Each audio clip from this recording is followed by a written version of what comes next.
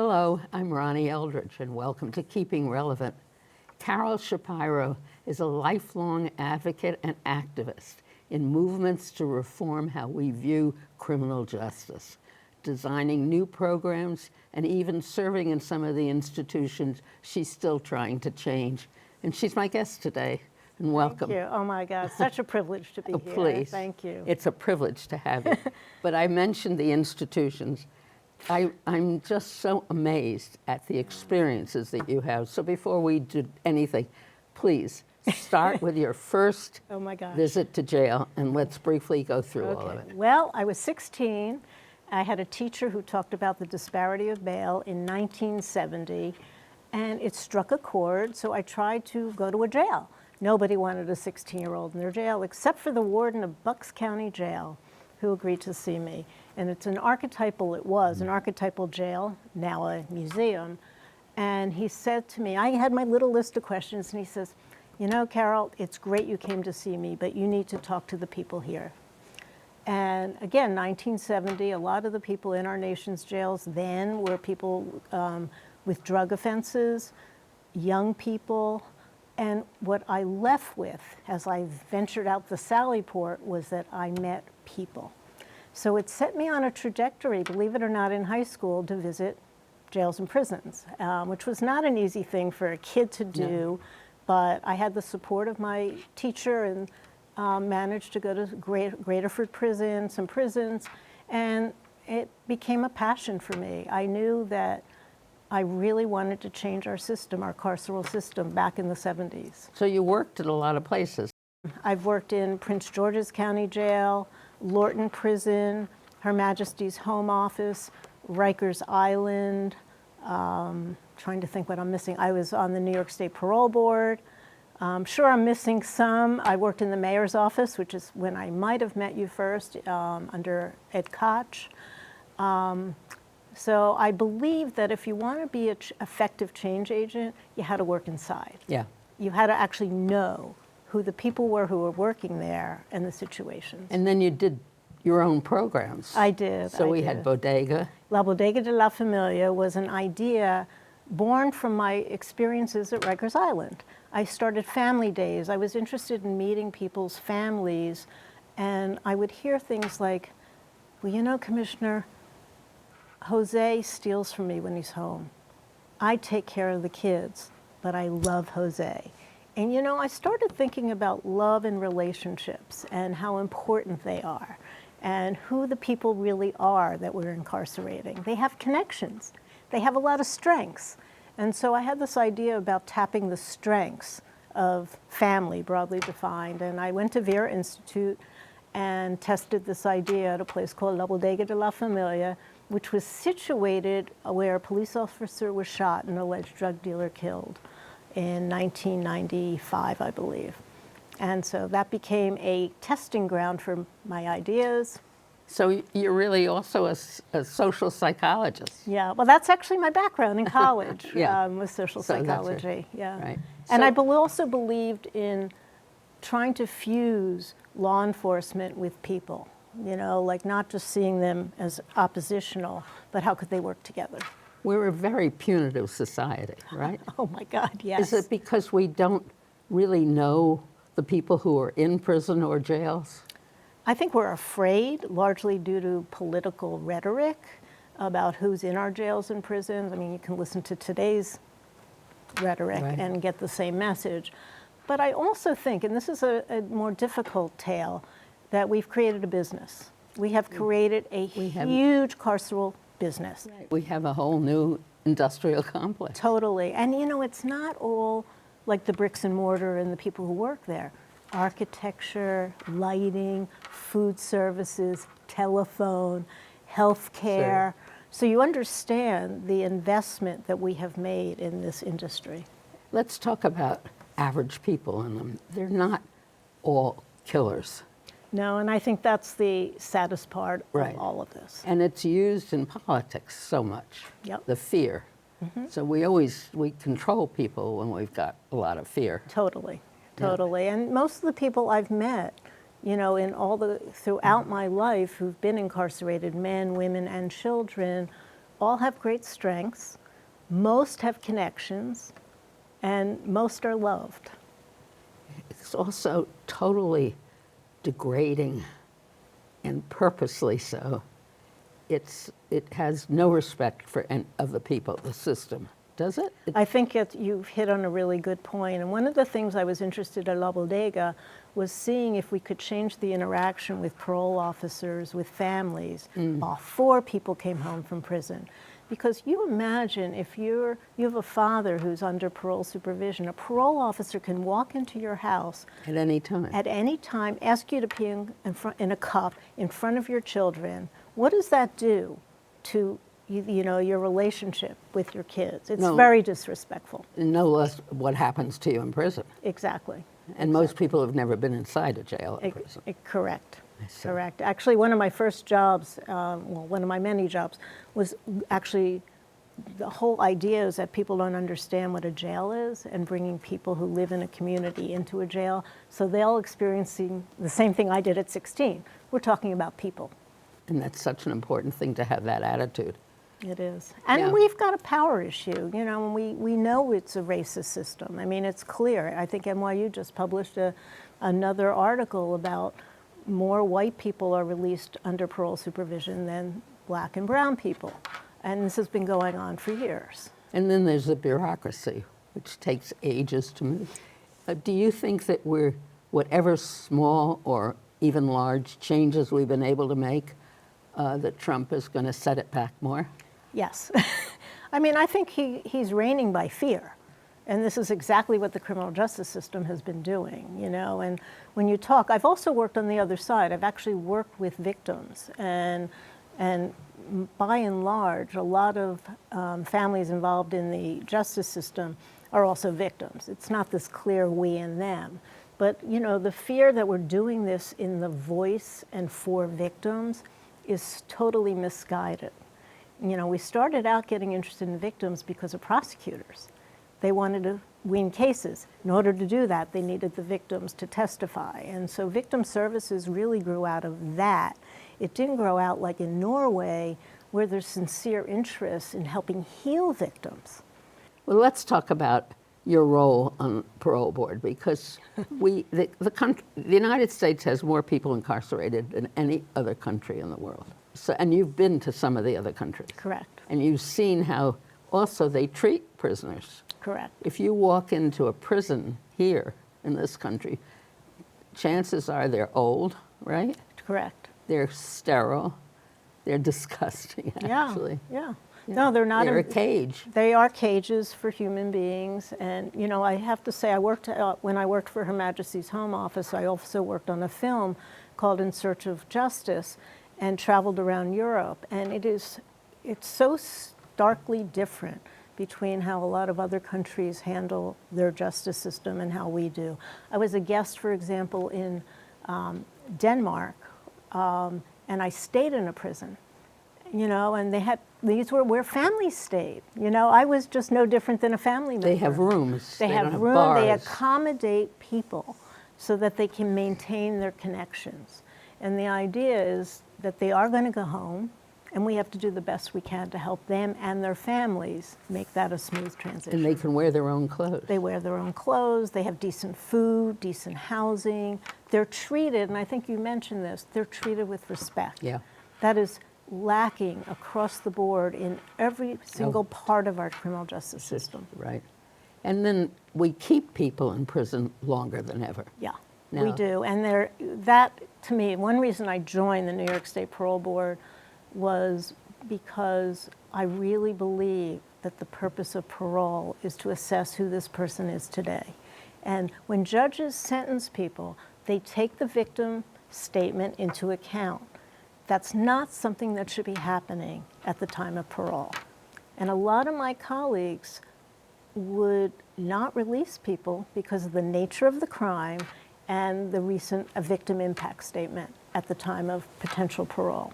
Right. And also how you treat people in a parole interview, I found it terrifying. Like if I was sitting on the other side of the camera, I would be petrified And so part of that is I noticed my colleagues use that power, hello, I'm commissioner, and I was like, hi, I'm Carol Shapiro, I am a commissioner, because it's all recorded on the New York State Parole Board. But I think this idea of respect, people are nervous. We should be listening to who they are today, not the worst thing they ever did in their life. That's the lead-off question. What was your crime? Always. And even though a person may have been before the parole board 5, 10, 12 times, they start with that, they stay with that, they end with that. And that is not the purpose of parole. I have a friend who just died in prison. I'm sorry. He was I'm not sure how old he was, he's in his 70s. He was he was accused of killing somebody. He didn't. He's a client of the Innocence Project. Right. And he was sentenced 25 to life. So each time he'd go, it would be, you didn't show any remorse. Right. What was your crime? He moved the body, but he did not kill the person. Anyway, and then he was a model prisoner. I know. And he married a woman in prison who was a volunteer teacher, and he had a great home to go back to. And he's been in and out of the hospital now for years, a couple of years, and we could not get him medical leave even to get out of there. It is. So he had a home to go to. It's unconscionable, frankly. Yeah. Well, we are running geriatric facilities right now in America because of our over-incarceration. Right. Tell me what some of the legislation is pending. There's the elder parole bill, which is really important because once you're 55, as you probably know, you age much faster in prison. Right. 55 is old already. And the recidivism rate is practically zero, right? Correct, yes. And the more serious offense you have, the less likely you are to commit another crime. Right. We know that. The literature is very clear on that. And if you've been in prison for 15 years, isn't that what the Correct. law? I mean, it's not a get out of jail free. It's just saying, let's look at the person who they are today and make a decision. And I think we need this legislation, the same with fair and timely parole, because we need to set new standards for parole board commissioners to make sure they're looking at who the person is today, not just the index crime, and do it fairly. Look at what they've accomplished, read what they've put together. Give them the reason. Exactly. For trying to be, I mean, obviously some of these people are motivated by themselves. It isn't just to get out, but you're faced with 15, 20, 25 years to life or without parole. I mean, it's insanity. It is insanity, and it also takes away people's incentive, as your colleague, your friend experienced. Like if you're not treated with respect, if nobody really looks at what you've accomplished in your time while in custody, whether you're innocent or not, but innocence is even a bigger issue, obviously, how would you feel, right? Just discount it. And I think that is something that these bills will help change. We have to change the litmus test, of how people really look at people in this system. It's amazing that Trump pardoned or commuted all these sentences. This is January 6th. These are the hostages. Approximately 1,500 for a pardon. Yes. Full pardon. What kind of a message does that send to people? Frankly, I'm very scared. I mean, and I think the law enforcement community is as well, because you had a lot of the people he pardoned were people who committed serious violence that we would not tolerate anywhere or should not tolerate anywhere. I think it sends a message that if you cross him, you're not in good shape. And, which is why so many people are lining up right behind him with these messages. And I think it sends a very bad message, but of course he's been convicted and flaunts the law. You wonder what message that's sending to our justice system and the people who work in our criminal justice system. Nobody in prison can vote, is that right? Are there any places? I think there are some that are really trying to reinstate voting on parole for sure, which is great. Right. But yes, and what's interesting, when I had La Bodega de la Familia in the Lower East Side, I learned that families of people in prison don't vote either.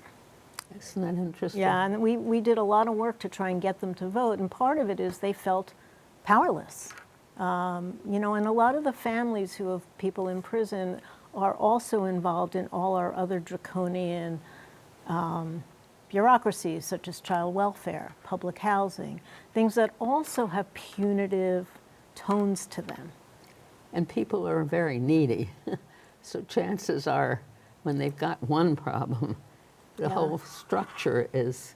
Yeah, although I have to say that, you know, we worked intensely with families in the Lower East Side, and what is we developed a strengths-based approach, looking at, instead of looking at me as a series of deficits, what are the assets I have? And, you know, if you think of a solar system and different prongs, who helps you? Whose birthday do you celebrate? Who can you talk to? Those kinds of things are positive connections. And it doesn't mean to say you don't have some negative ones, but instead of building on all of the negativity, build on the assets. And what I learned in the Lower East Side and elsewhere I worked in the country was that most families can identify their strengths, care very deeply. And we should be encouraged by that, and we should be tapping that. We should be using that. And it would be vibrant to our communities, just like when people come out of prison, particularly elderly people who've been in forever, they are role models for their community. They take care of the young people. They help them navigate so they don't get into gangs or into trouble. And to break that whole tradition. Totally. That whole generational tradition. If you live in despair. That's right. Exactly right. You know, there are family justice programs, it seems to me, all over. Does that come from your work? No, they took my name. I did start a program called Family Justice. We couldn't obviously service mark that since it's such a big name. But I did a lot of work with the federal government. They were very supportive of So do they work. fund family justice programs in different places? Yes, but it's not the same as our work. Right. I feel like the asset base is relatively unique, and it's borrowed from family systems work, and it works across cultures. It doesn't matter your culture. It's sort of, the other thing that I find troubling with our justice system is we think we have the answer for you. We know what's best for you, instead of saying, hey, Ronnie, what would help you? So that's part of what we tested at La Bodega, and our work there was researched. Robert Wood Johnson, a number of foundations funded the research, and have found that we kept people, not only were we able to keep people from going back to prison, but we improved family well-being. And that's really important, as you suggested. You know, it's like you might not do well with Carol Shapiro, but you might do well with my kid. Yeah. Keep them in school. Right. You know, those things. It's very important. It is. Right. So we look at this question of too many people in prison, too long that they're in. So that's all comes under the jurisdiction of the parole board or the Department of Parole. Yeah, and in New York, it's now corrections. Correction. And it's different in every state. Correct. So in New York, let's talk about that. Why do they keep changing what department it gets associated with? Well, I think it's a real mistake to have it under the Department of Corrections, because it's just kind of a forgotten entity. There's really no transparency with parole. It's become, a lot of the commissioners are risk averse because of their political appointments. Currently on New York State Parole Board, there are, I believe, 6 or 7 commissioners who've not been reappointed for years, like 4 years. Right. And they're just all still serving. And they're serving, but they're not going to release somebody that the governor doesn't like. Like when I released somebody who had a very high-profile case, I got death threats.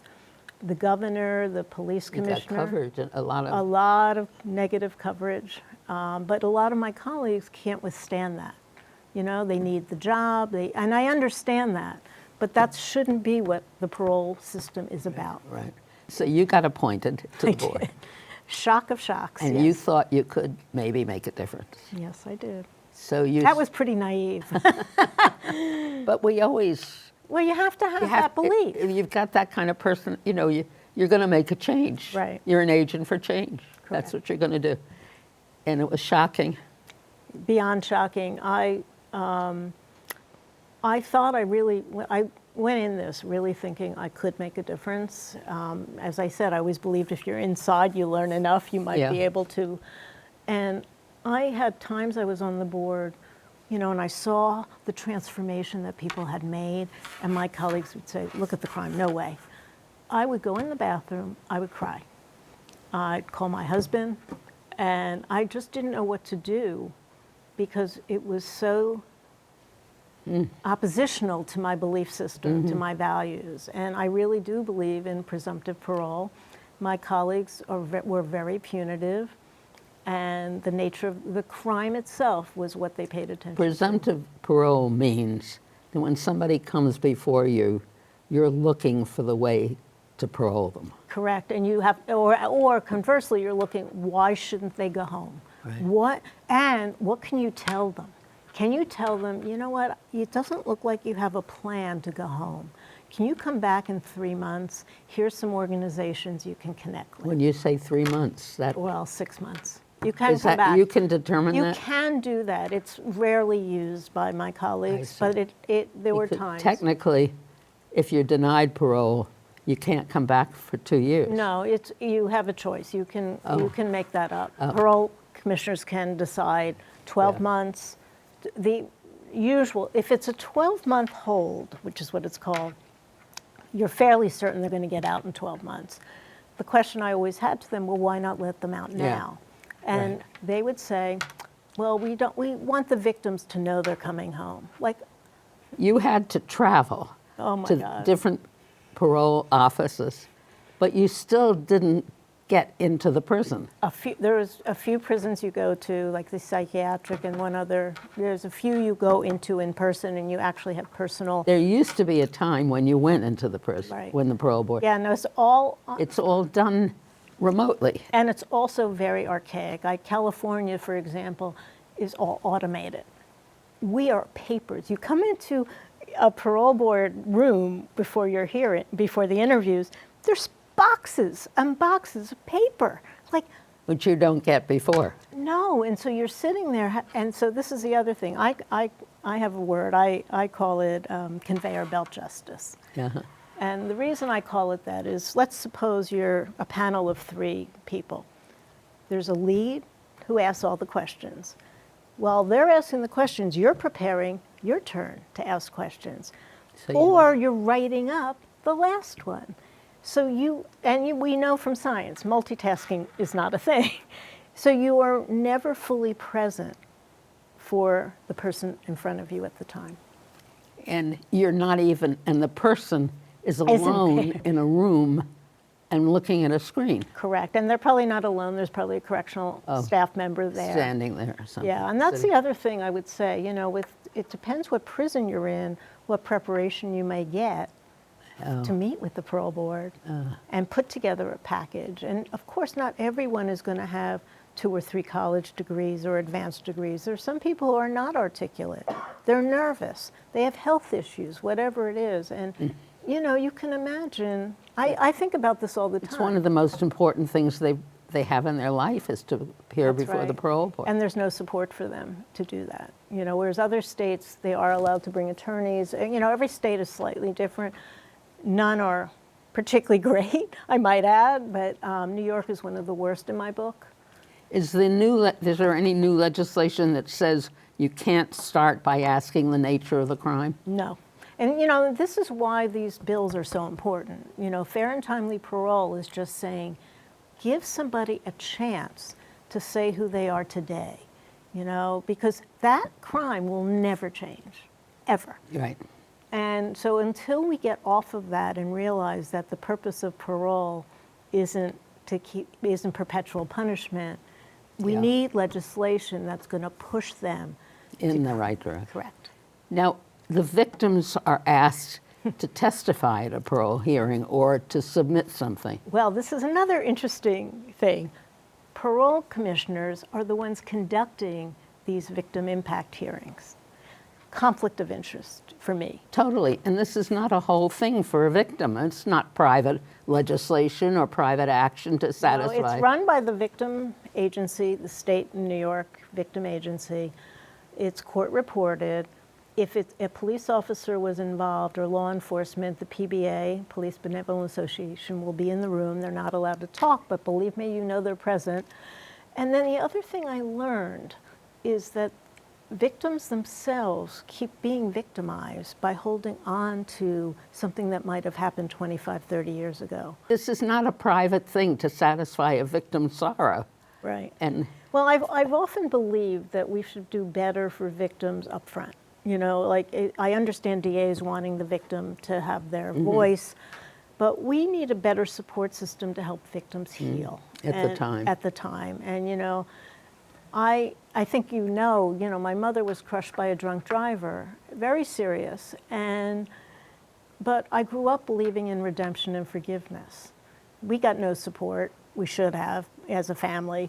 But I feel like if we did something different for victims, they wouldn't have to hold on to incarceration as the only answer. way. Yeah. Yeah. So I can see why you're a great advocate. If I was great, we wouldn't be in this Well, mess. that's not true. I mean, advocates don't always, unfortunately, true. win. They slowly move the things The along. needle a little bit, Right. yeah. And you have to be patient. Anyway, we've come to the end of our program. Well, thank you. And I hope that we can continue our discussions as time goes on, and we can watch. We haven't even talked about the economics of it. Oh, believe me. And yeah. with our president now liking privately run prisons and the ramifications that holds in the whole economic. So maybe someday you'll come back? I would love to. All right. Thank you so much, Ronnie. Thank I you really very appreciate much, the Carol opportunity. Shapiro. Okay, Thank thank you. you.